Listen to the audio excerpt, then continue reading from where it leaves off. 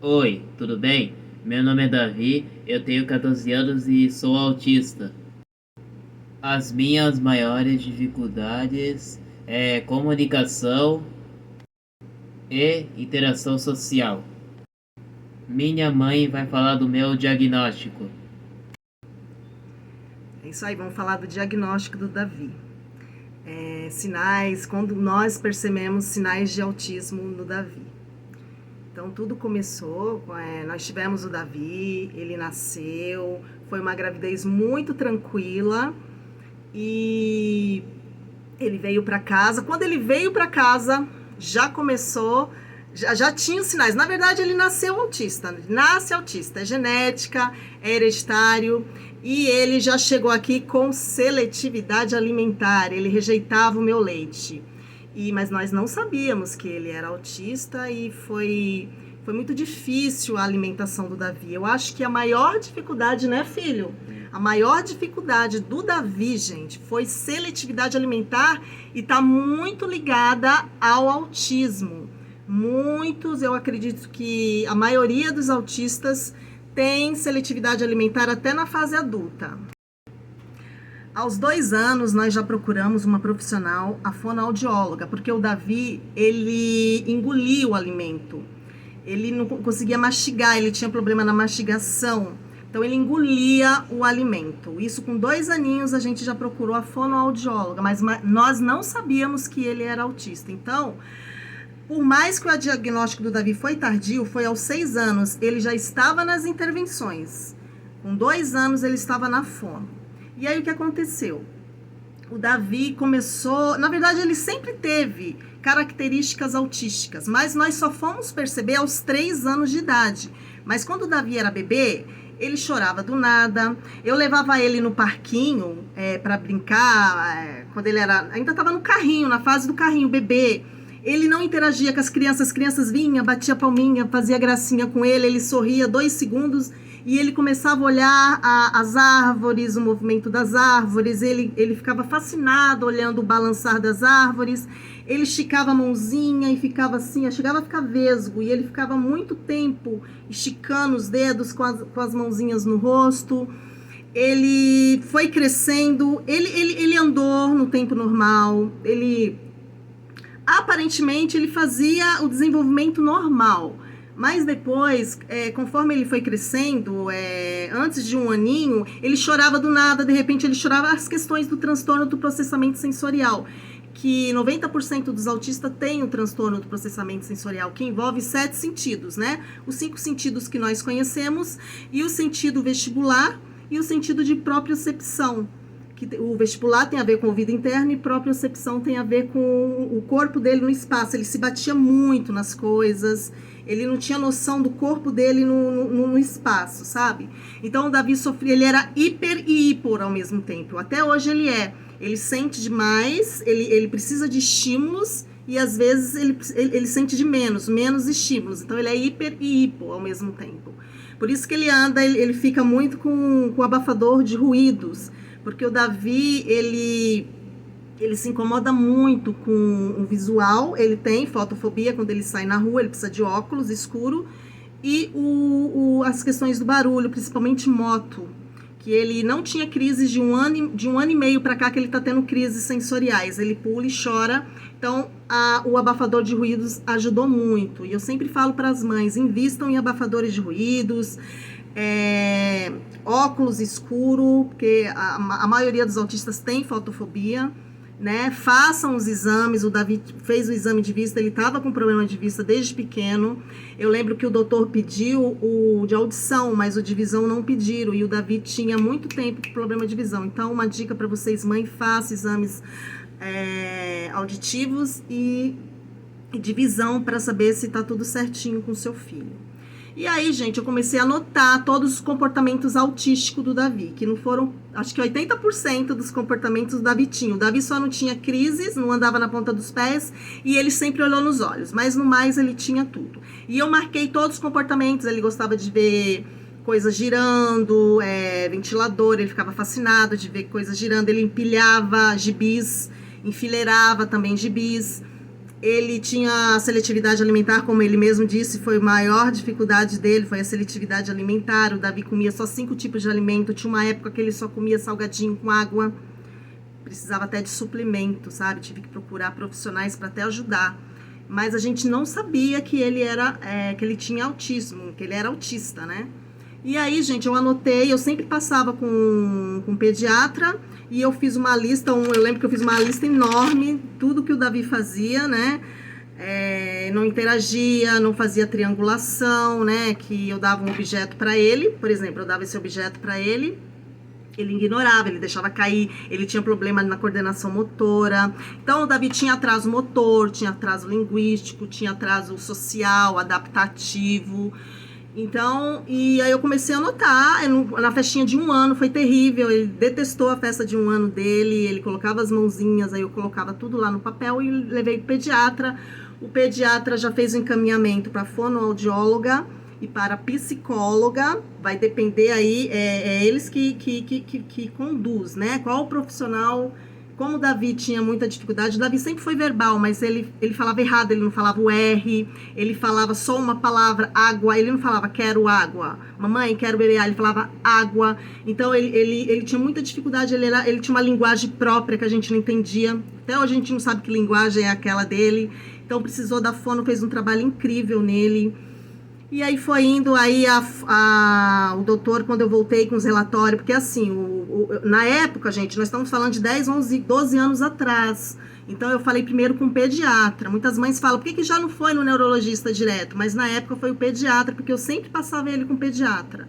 E aí o pediatra pediu para fazer o acompanhamento com essas 2 profissionais, a fonoaudióloga e a psicóloga, e ele também já pediu, tanto ele como as profissionais, que eu já estava passando 2, 3 meses, que eu já tinha os relatórios, foi muito bom, porque quando eu passei com o neurologista, eu já tinha relatórios, né?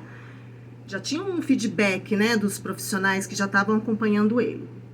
E aí eu procurei o Dr. Rodrigo, que acompanha o Davi até hoje, já levei todos os relatórios, o Davi, em contrapartida, ele já estava entrando na escola também, na escolinha, e a escolinha também me deu o feedback do Davi lá, o Davi não interage, o Davi fica de costas para a sala, o Davi não se alimenta, mesmo ele levando o lanchinho dele, ele não se alimentava, ele queria ir embora, ele se irritava. Então a fase da escola foi muito complicada para o Davi também. E aí, passando com o neurologista, ele pediu alguns exames de praxe que eles pedem. O autismo não é detectado em exame, gente. É comportamental, é observação. Mas eles pedem para saber se tem alguma doença ligada, se está tudo certinho. Eles pedem exame de sangue, ressonância magnética, TC de crânio, mapeamento cerebral e por aí vai. Dependendo da criança, eles vão pedindo exame de sangue. O Davi fez tudo, de sangue, de urina, de fezes, de tudo, gente. E aí foi investigando, dos 3 anos até, eu comecei com 3 anos, só foi dar o diagnóstico com 6 anos, porque teve a questão financeira, a gente tinha que parar, as questões dos profissionais também, que não eram especialistas. Gente, procure especialistas em autismo, tá? É muito importante serem especialistas, que a gente perdeu muito tempo com profissionais que não eram especialistas. E depois que a gente tinha já o relatório da escola, observação dos pais, relatório dos profissionais, o Dr. Rodrigo me deu o diagnóstico aos 6 anos de idade, que o Davi realmente era autista. Eu já aceitei, meu esposo, a aceitação e informação já estavam com a gente, porque a gente se informava desde o momento que eu desconfiei que o Davi era, gente, porque não tinha como. Com 3 anos eu comecei a pesquisar no doutor, né, no Dr. Google, e eu já falava assim, não tem como, eu e meu marido, né, não tem como ele não ser autista. Então, já veio a aceitação, informação, a informação liberta a gente, sabe? Quando você se informa, você fica informado de leis, você entra em comunidades autistas, você começa a conhecer outros autistas, outros pais de autista, claro, né, fontes confiáveis, né, porque nem todas são confiáveis, né? E aí, gente, veio a aceitação, o doutor deu o diagnóstico, nós continuamos com as terapias, nunca paramos com as terapias. O Davi vem evoluindo, tem as dificuldades, não existe esse negócio de autismo leve, tá? Foi autismo leve, mas não existe isso, gente. Ele tem crises, ele tem colalias, ele tem estereotipias, seletividade hoje está controlada, ele não come de tudo, mas graças a Deus está controlada a seletividade. Tem dificuldades para estudar na escola, nas questões escolares, enfim, é um autista, mas a família sempre está com ele, sempre está incentivando ele. Nós aqui, a gente nunca fica limitando o Davi, sabe? Ficar falando não, os autistas, eles recebem muito não, né? Mais do que as crianças neurotípicas, né? Não, então, não fica limitando o seu filho, não fica gritando com ele, porque ele já passa, tanto preconceito, né? Tanto não que ele recebe. Então, dentro de casa, com os familiares, ele precisa se sentir confortável, querido, amado. Então, eu estudo muito sobre autismo, pretendo trabalhar na área com os autistas, introduzir eles na escola, neuropsicopedagoga, estou estudando para isso, vou continuar com as minhas redes sociais falando de autismo. Lá nas redes sociais tem vários assuntos falando, vários temas falando sobre autismo. E continuamos dando todo o amor, todo o carinho, tudo que o nosso filho precisa, né? Todo cuidado, a gente sempre está pesquisando coisas que pode estar ajudando ele. Enfim, gente, ame os filhos de vocês, aceitem, informação acima de tudo, é tudo que eles precisam, aceitação dos familiares, né? Aceitar da boca para fora. E outra coisa, intervenções não é para tirar o autismo do seu filho ou para ele ser menos autista. Intervenção é para que ele venha conseguir viver nesse mundo, né? Que não é moldado para eles, né? Que dificultam tudo para ele. Então, as terapias estão aí, não é para deixar ele menos autista, é para ajudar ele a ter uma melhor qualidade de vida, que a gente não sabe, né? No futuro como vai ser. Então, a gente tenta introduzir eles na sociedade para que eles venham conseguir ter independência, né? Então, as intervenções estão aí para ajudar a gente, né? É claro que nem todo mundo tem acesso, né? Tem condições financeiras, e a gente também não pode falar também das famílias que cada família sente autismo de uma maneira, né? Tem mães que não têm apoio dos familiares, do parceiro, o parceiro vai embora, descobre que a criança é autista, vai embora, questões financeiras, a gente sabe das dificuldades que as pessoas têm nos seus lares, né? Cada autista, né, tem a dificuldade, as meninas que camuflam, né? As meninas que são subdiagnosticadas acabam camuflando o autismo, quando descobrem lá na frente já tem ansiedade, depressão.